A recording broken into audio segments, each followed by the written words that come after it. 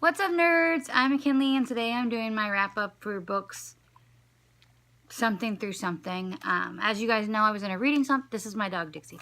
As you know, I was in a reading slump, and this week I said, screw you, reading slump, I'm reading. So I read... Hello, everybody.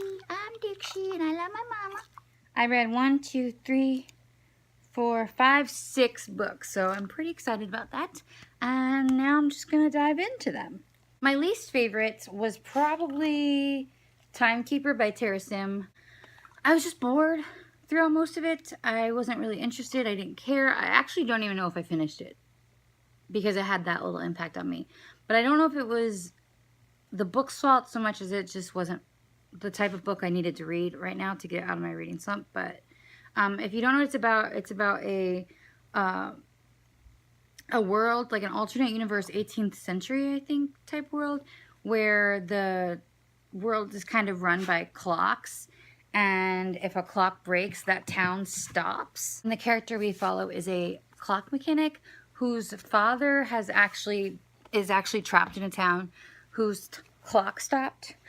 And it all sounded really interesting, and the main character is gay, and he falls in love with a clock spirit, and allegedly that clock spirit is Pan, but it's not like written Pan. He just kind of says that he would go for boys or girls, so I don't really know how they got to Pan from that, the people who said that he was Pan. But anyway, it's actually a really interesting concept. It's just, I think it might have been wrong book, wrong time, but if you're into like steampunk, like historical fiction type books, you'd probably really like it.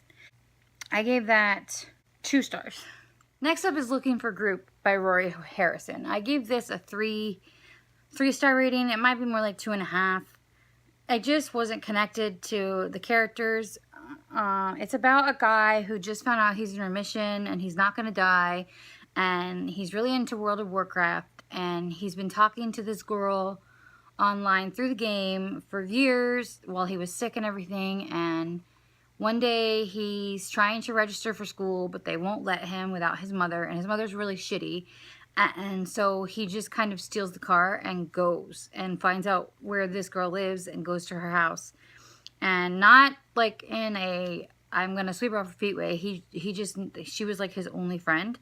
And so she's trans, and they end up bonding and going on a road trip. I don't remember what they were even going to see. That's how much impact it had on me, and I literally finished this last night. But through the road trip, they bond more, and they both have kind of crappy parents. Like, her dad doesn't really accept that she's trans and keeps calling her by her birth name. And it's just, I mean, like, it's good. That's why I gave it 3 stars. But it's not, like, blow me away. This book was so amazing. Oh my gosh, you have to read it. Good.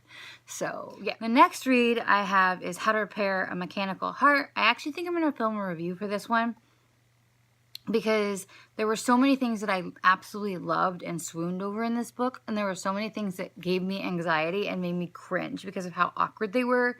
And yeah, but it's about 2 boys and a girl who go on another road trip they are going to go to like 6 cons for the show they all like. And the 2 boys actually have a vlog where they talk about the show, and they kind of are warring with these girls who write fan fiction for the show, who ship this the main 2 guys on the show, and the 2 guys we're following don't ship them, and they say they're going to prove them wrong about something. And so yeah, it's just this fun road trip story. And the voice that we follow, the main character, whose name I should probably look up, Brandon, is who we follow, and he was raised Catholic, and he's having a really hard time dealing with the fact that he's Catholic and gay. He's already come out to his parents. They were not super supportive, but they didn't like kick him out or anything. And right before he's leaving for his trip, the priest comes to talk to him. And so throughout, he's really struggling with that aspect of it. Like, is it a sin? He doesn't know, and just fighting those demons, for lack of a better term. and Abel kind of tries to help him overcome those things. And that aspect is really cute. The fan fiction aspect of it was like, honestly, so cringy. And I can't reveal what it was, but if you read the book, you'll know, like, I was like seriously so anxious and like secondhand embarrassment about some of this fan fiction stuff. Okay, so that's why I think I'm gonna up it to 3.5, because there were parts that I loved and there were parts that I was just like, ooh. But it does take about 40% of the way into the book for me to really be like, oh, I like this book. So fair warning, but there is a sequel and I'm going to read it. So I think the sequel follows 2 girls, but the boys are in it. So yeah. Next I have Knit One Girl 2 by Shira Glassman.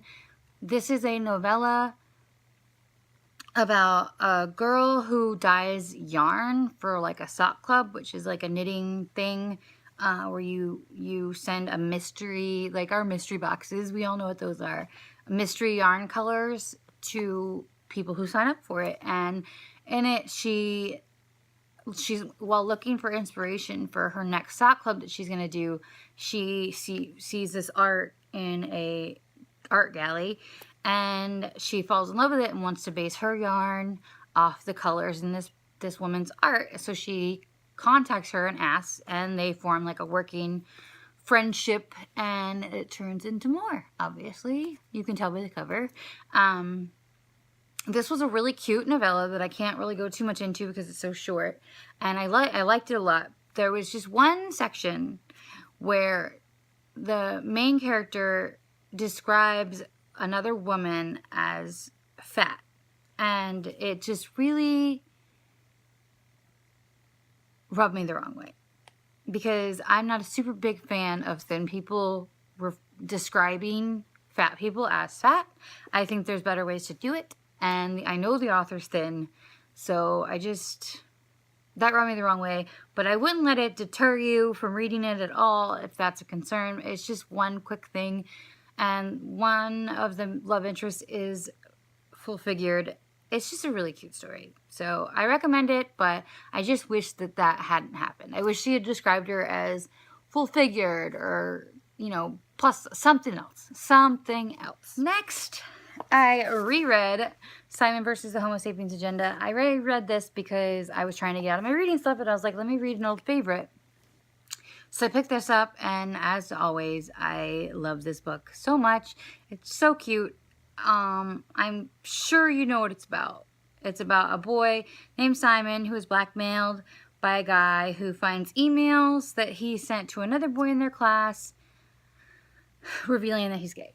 But it's so much more than that, and it's just so cute. And the author, Becky Albertalli, is just a little peach. If you don't follow her on Twitter, you should.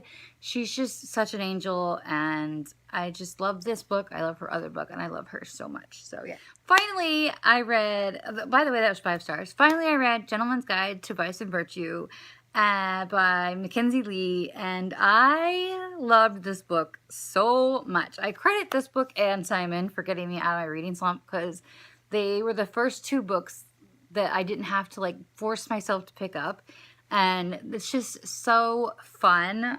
It's such a fun book. It's about a guy named Monty and another guy named Percy, and then Monty's sister Felicity, and they go on a grand tour, which is a thing I guess that used to happen back in the 18th century. And they go on the grand tour of the continent, Europe, and along the way, just crazy things keep happening to them, and we find out early on that Monty is in love with Percy, but he doesn't think that Percy reciprocates because they've been best friends for so long, and it deals with illness. Felicity is a feminist back in the 18th century. She's so like strong-willed and awesome, and she's getting her own book, and I'm just so excited because she's such a badass. She really wants to study medicine, but back then, like, women stayed at home, and she's always reading, but she has to put like romance covers on the book she's reading, so they'll think she's not learning. We wouldn't want women learning anything. And it's just such a fun book, and you have to read it. Like, I don't even, like, there's a pirate ship They are on the run from people, and it's just such a good book. I'm probably going to do a 3-minute review on this one too if I have enough to say. I don't know. I don't want to give away too much. It's just a really fun gay road trip with a feminist sister who's amazing. So highly recommend that book. I cannot wait to get Felicity's book. And I don't have a physical copy of it, obviously. I read it on my Kindle, but I'm pretty sure that it's coming in a subscription box that I have. So yeah, that's it. Those are all the books that I read this week. I'm so excited that I seem to be getting out of my reading slump, but I have a lot of big goals for July, so I hope that I stay on this path. So that's it for me. I will see you guys soon. Please subscribe if you haven't already. Bye!